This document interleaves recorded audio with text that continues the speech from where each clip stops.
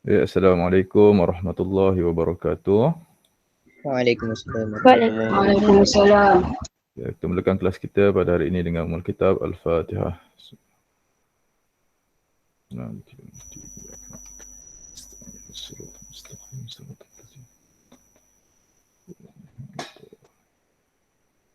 Okay, so terima kasih kepada anak-anak murid yang berkesempatan untuk masuk ke kelas pada hari ini. Jadi insyaAllah pada hari ini kita akan menyambung perbincangan kita untuk standard kandungan 2.4 inertia. Okay, bagi bab 2, daya dan gerakan. Okay, so 2.4 inertia. Nanti kita akan tengok kat sini adalah apa kita akan bincangkan, apa yang dimaksudkan dengan inertia. Kita akan, yang kedua kita akan lihat nanti hubung kait antara jisim dan inertia. Yang terakhir kita akan lihat kesan-kesan inertia dalam kehidupan kita lah. Bagaimana kesan inertia tu dapat dikurangkan, ada tak kesan inertia yang baik untuk kita, kita akan lihat nanti. Okay, mungkin sebelum ni awak pernah dengar perkataan inertia. Okay, cuma mungkin dari segi konsep ataupun dari segi definisi tu awak tak tahu. Jadi jangan risaulah. InsyaAllah hari ini kita akan tengok dari segi definisi, apakah hukum yang digunakan dan bagaimana untuk mengenal inertia tu. InsyaAllah secara tidak langsung sebenarnya apabila selesai mempelajari subtopik ni, awak tahu banyak benda yang awak gunakan dalam kehidupan harian awak ada konsep inertia yang diterapkan. Okey, kita tengok rajah yang ditunjukkan di sebelah kanan. Okey, sebelah kanan ni.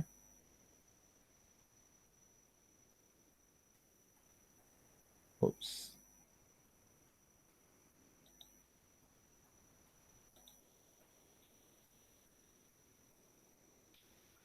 Okey, lihat kat sini.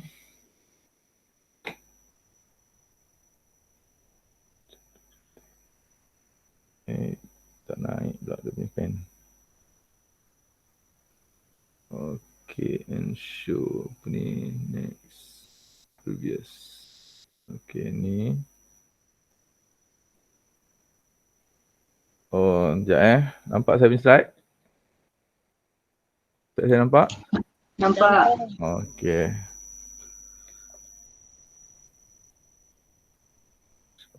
Kenapa tak keluar pula?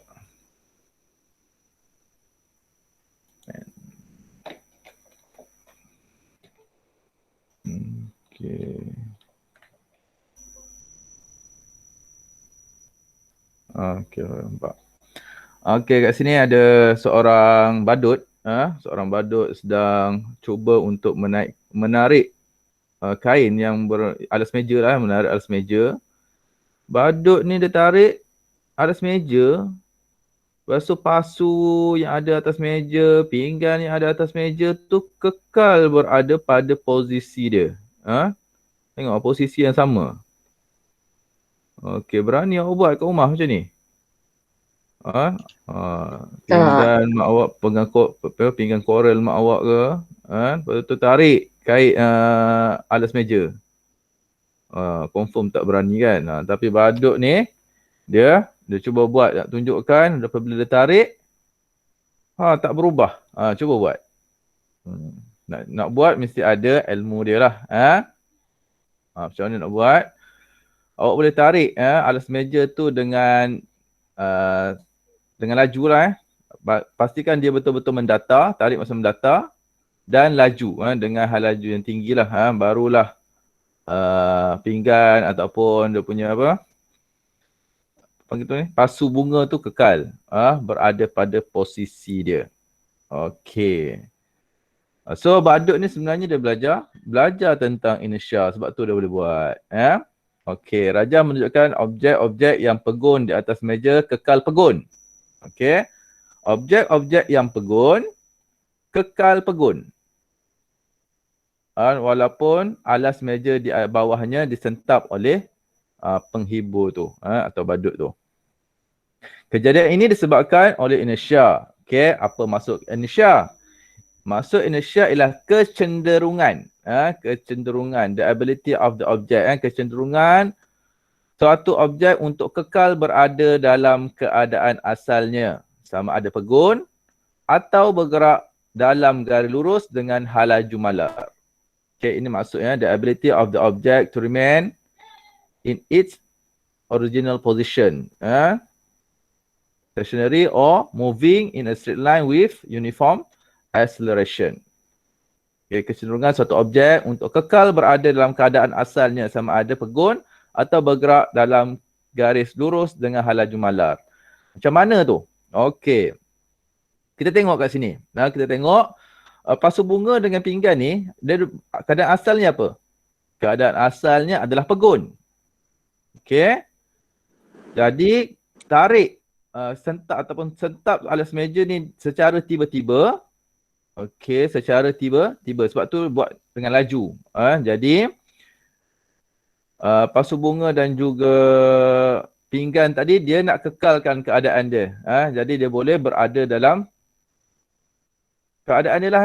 Tu contoh dia berada dalam keadaan pegun. Kalau contoh dia bergerak, contoh objek yang bergerak. Awak tengok cerita-cerita Hindustan ke apa ke kan. Heroin tu kan naik motor tiba langgar dengan satu halangan. Okey, masa dia langgar tu, ke mana penunggang motosikal tu akan bergerak? Penunggang motosikal tu akan bergerak ke hadapan. Kenapa penunggang motosikal tadi bergerak ke hadapan? Semasa selepas motor dia berlanggar dengan halangan. Kerana penunggang motosikal tadi nak mengekalkan keadaan dia bergerak. Okey. Penunggang motosikal tadi nak mengekalkan keadaan dia bergerak. Sebab tu dia terhumban ke hadapan. Okey. Jadi inertia adalah kecenderungan satu objek untuk kekal berada dalam keadaan asalnya sama ada pegun atau bergerak dalam garis lurus dengan hala jumalar. Okey, konsep inertia dijelaskan dalam hukum gerakan Newton pertama. Okey, konsep inertia dia berkait dengan hukum gerakan Newton pertama. Okey, hukum gerakan Newton ni ada 3. Okey, so hukum gerakan Newton yang pertama adalah melibatkan kepada konsep inertia. Apa yang dinyatakan oleh Newton? Nanti kita akan tengok. Okey, ini aktiviti lain yang awak boleh buat. Ini boleh buat dekat rumah sahaja. Okey, awak ambil gelas nanti. Okey, ambil gelas. Dalam gelas nak isi air boleh, tak nak isi air pun tak apa. Okey, kemudian cari satu cardboard yang nipis, letak dekat atas, kemudian letakkan duit shilling. Cuba awak buat kali pertama awak tarik perlahan-lahan sahaja cardboard ni. Tengok nanti duit tu jadi macam mana. Jatuh ke bawah ataupun ikut cardboard. Okey, tu yang pertama. Yang kedua, cuba awak tarik cardboard ni dengan laju. Tarik sentap. Sentap ke sentap? Sentap. Tarik lah kan. Senang. Tarik dengan cardboard ni dengan laju. Okey, tarik dengan laju. Tengok apa akan berlaku kepada duit shilling. Sama ada dia masih lagi ikut cardboard atau jatuh ke bawah. Oh ni, sentap ada perkataan kat situ, sentap. Sentap ni masuk tarik lah. Bukan terasa kan. Janganlah sentap. Bukan. Ni sentap. Okey. Jadi mengapakah duit shilling tidak bergerak mengikut arah cardboard nipis itu? Kalau kita sentap dia, kenapa cardboard tidak mengikut arah gerakan cardboard? Duit shilling tidak mengikut arah gerakan cardboard. Kerana duit shilling nak mengekalkan keadaan asalnya. Apa keadaan asal duit shilling tadi? Pegun. Jadi duit shilling tu nak pegun. Sebab tu dia tak ikut arah cardboard. Tapi kalau kita tarik perlahan-lahan, dia akan ikutlah. Okey, apakah akan berlaku jika cardboard itu ditarik secara perlahan-lahan? Jelaskan jawapan anda dengan merujuk kepada hukum gerakan Newton pertama. So, apa hukum gerakan Newton pertama? Okey, hukum gerakan Newton pertama menyatakan bahawa suatu objek akan kekal dalam keadaan pegun atau bergerak dengan hala jumalar jika tiada daya luar bertindak ke atasnya. Okey, so pernyataan ni kena Kena apa? Kena hafal lah. Sebab dia fakta. Okey, hukum gerakan Newton pertama menyatakan bahawa suatu objek akan kekal berada dalam keadaan pegun. So, sama tak macam takrifan inersia tadi? Okey, takrifan inersia tadi kebolehan suatu objek untuk berada dalam keadaan asalnya iaitu pegun atau bergerak dengan hal laju malar pada satu garis lurus. Okey, so sama kat sini dengan dalam hukum gerakan Newton pertama iaitu suatu objek akan kekal berada dalam keadaan pegun atau bergerak dengan hal laju malar jika tiada daya luar yang bertindak ke atasnya. Daya luar ni apa?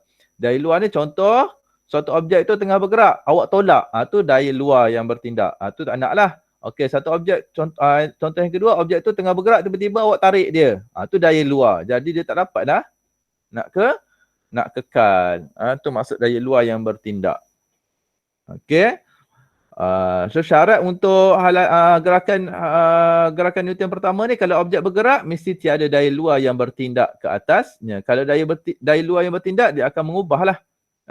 Yang bergerak dia akan berhenti atau bergerak dengan lebih laju. Yang pegun dia akan boleh bergerak. Tu jika ada daya luar.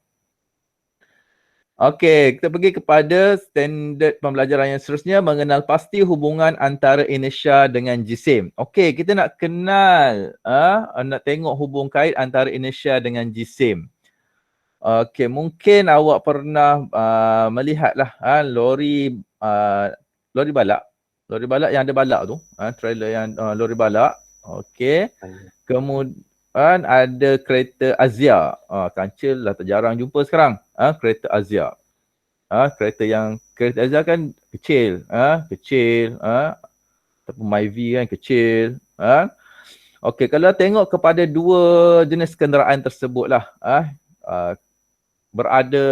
Kemudian ada traffic light. Ada traffic light. Agak-agaknya kalau dua-dua sedang bergerak, kemudian lampu isyarat bertukar menjadi warna merah. Siapa yang akan tekan brake dulu? Okey.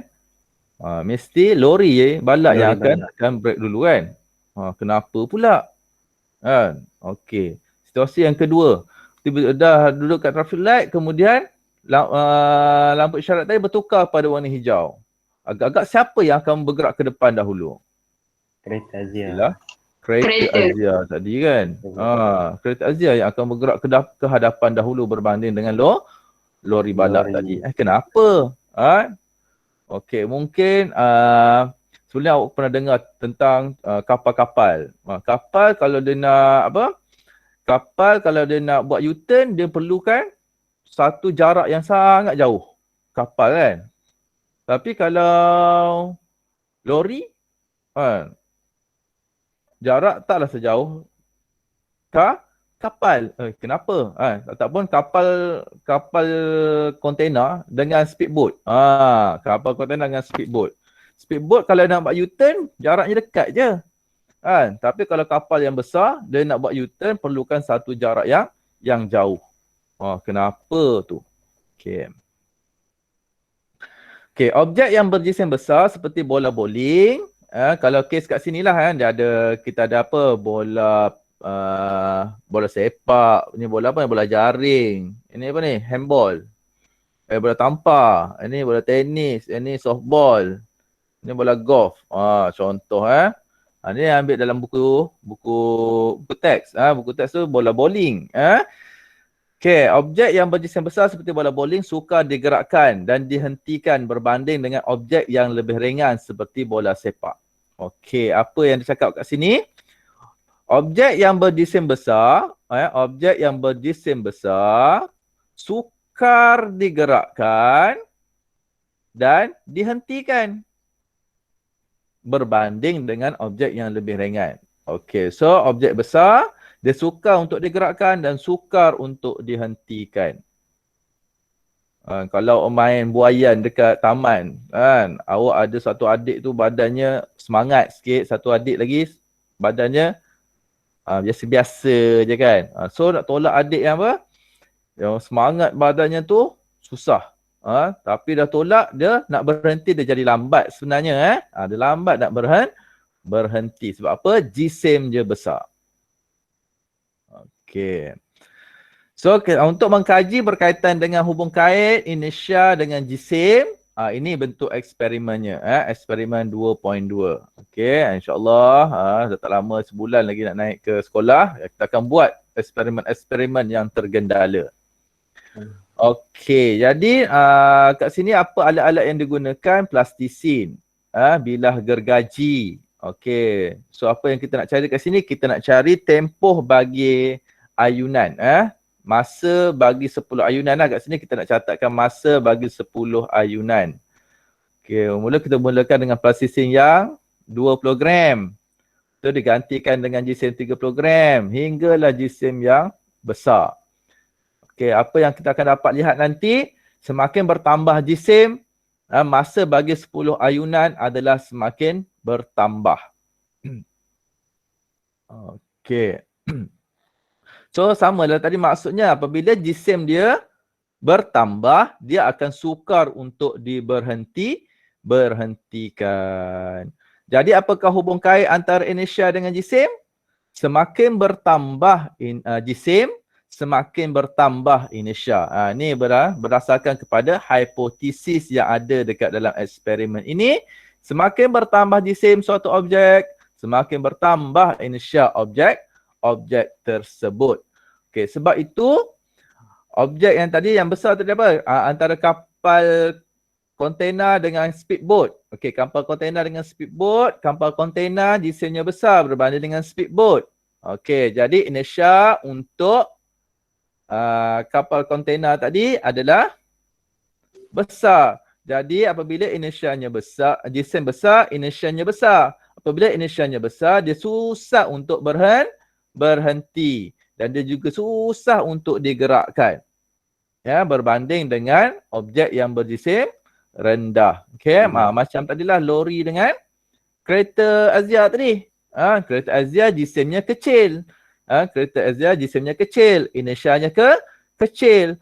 Kalau inersianya kecil, mudah untuk digerakkan dan juga mudah untuk kita hentikan dia. Okay, itu hubungan antara jisim dan inersia. Ingat hubungan jisim dengan inersia. Okey, apakah kesan inersia dalam kehidupan harian? Okey, ini banyak contohnya angkasawan lah. Angkasawan di dalam kapal angkasa seperti stesen angkasa antarabangsa ISS berada dalam keadaan tanpa daya graviti. Jadi dalam keadaan tanpa daya graviti ni hanya nerasa inersia yang dapat mengukur, digunakan untuk mengukur jisim mereka lah. Ini kalau mereka berada di ISS. Ada yang bercita-cita nak jadi angkasawan? Bercita-cita jadi angkasawan kena rajinlah skor subjek. Kena contoh neraca inersia nak mengukur jisim jisim ahli-ahli angkasawan yang berada di ISS.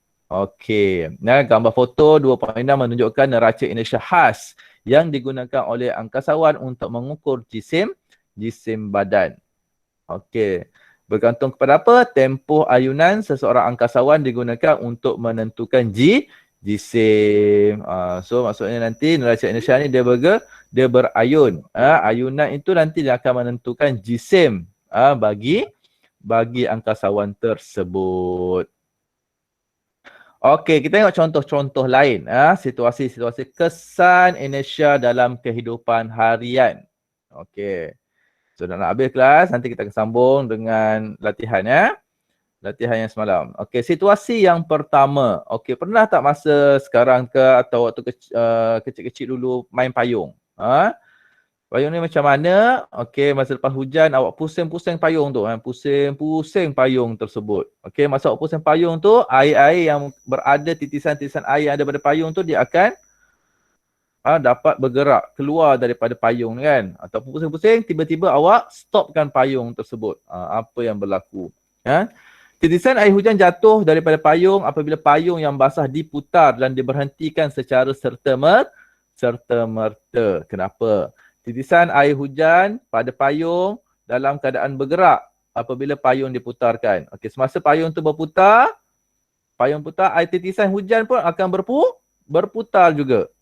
Okey, sebab titisan hujan dia ikut kepada payung. Jadi apabila payung tu berhenti berputar, payung tadi berhenti berputar, maksudnya air titisan hujan keadaan asalnya apa? Keadaan asalnya adalah bergerak. Tiba-tiba berhenti. Jadi inersia titisan air tadi masih lagi nak kekalkan keadaan dia iaitu bergerak.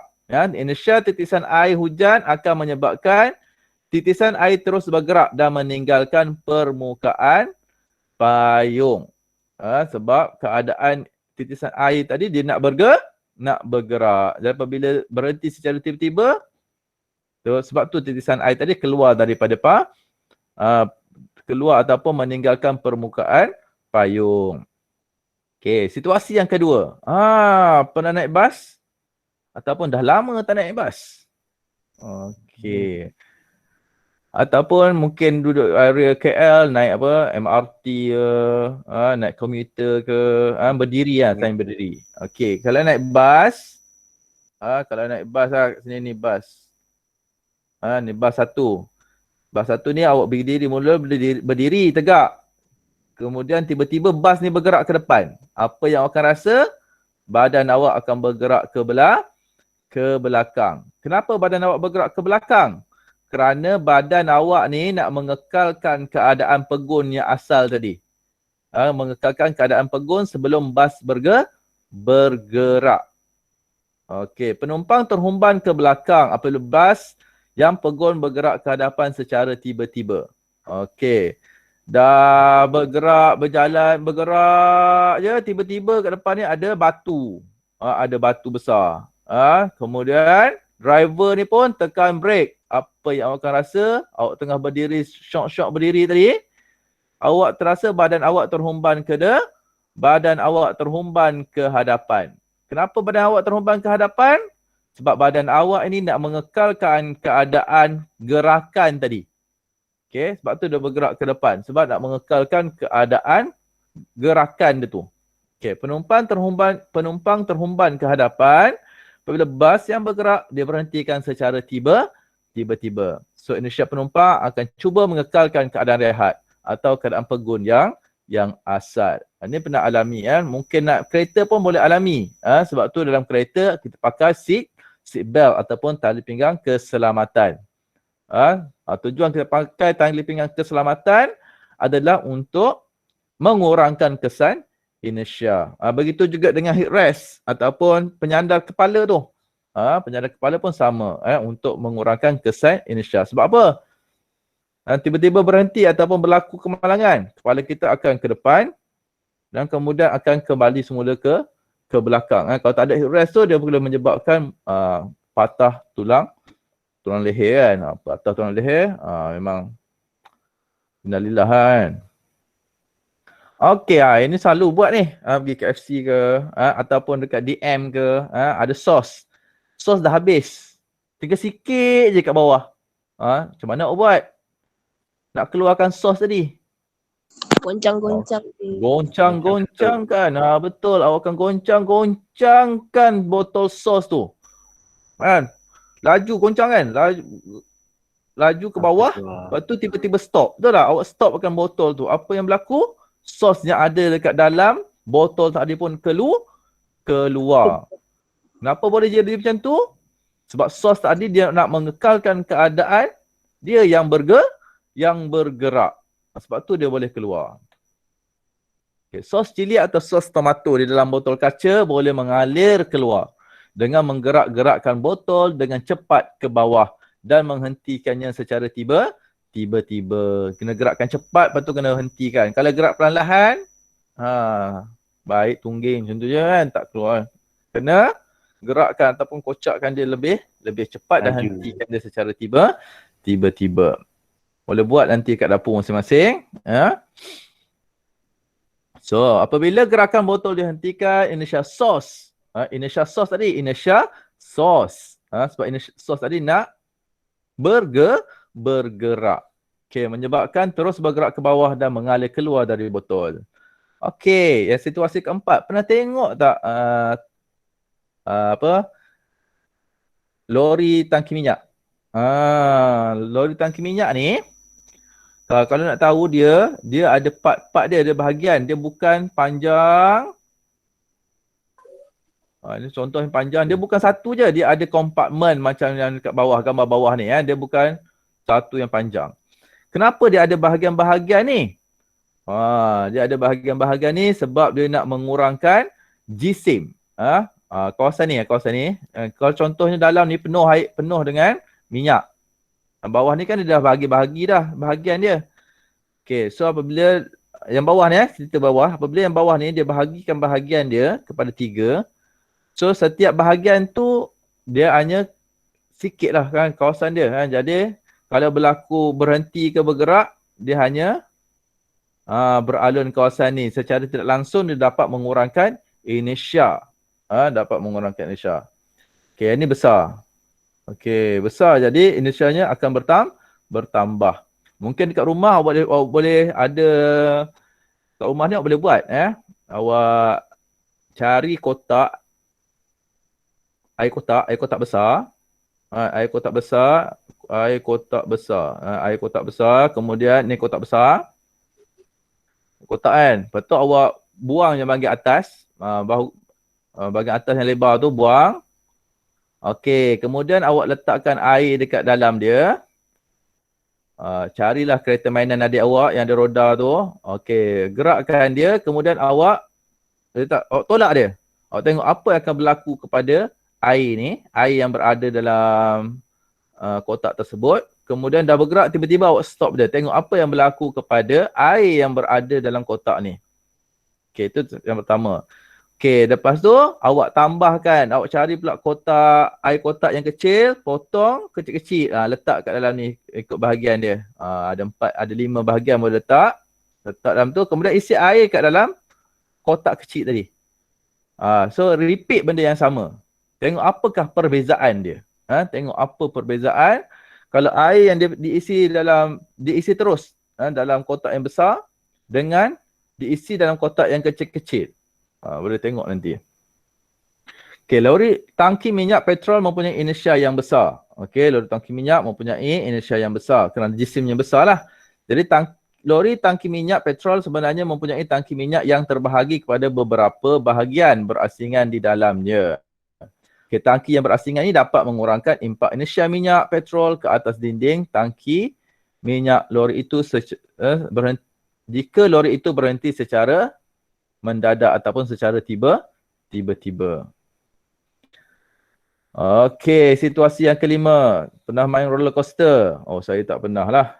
Awak mesti ada yang pernah bermain roller coaster di taman rekreasi yang ditetapkan. Ditetapkan tempat duduk oleh sistem kalender yang khas. Okey, gerabak roller coaster bergerak dengan laju dan arah berubah secara mendadak. Okey, semasa gerabak roller coaster tadi berubah dengan hal laju pergerakan tiba-tiba, inersia badan penumpang akan cuba mengekalkan keadaan gerakan asalnya. Jadi sistem kalender dalam gerabak memastikan penumpang kekal di tempat duduknya dan tidak terhumban semasa perubahan arah dan juga laju gerakan. So kalau yang naik roller coaster ni kan dia ada pemegang dia kan, supaya kita sentiasa berada pada tempat yang telah disediakan. Okey, situasi yang keenam, situasi terakhir untuk kali ini. Sebenarnya banyak lagi situasi-situasi yang lain. Okey, situasi yang keenam, pemandu kereta dan penumpang di dalam kereta disaran agar memakai tali pinggang keledar. Okey, kenapa? Apabila brek kereta ditekan secara mengejut.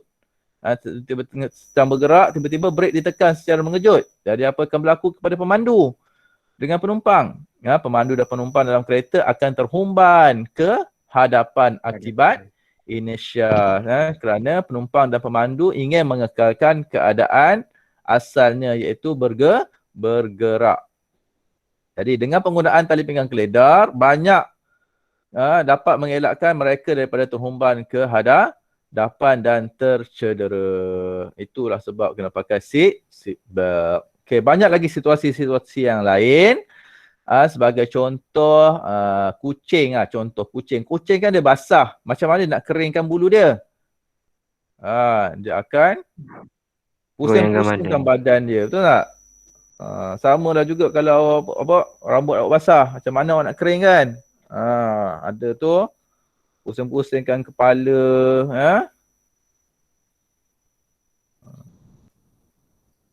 Betul tak? Itu pun adalah salah satu daripada inertia jugalah. Okay, ada apa-apa soalan nak tanya berkaitan dengan inertia? Tak ada. Tak ada. Okey. So senang je inertia. So inertia ni apa? Awak kena tahu apa? Awak kena tahu maksud inertia. Okey, inertia ni dia berkait dengan hukum Newton yang pertama. Okey, awak kena tahu hubungan antara jisim dan inertia.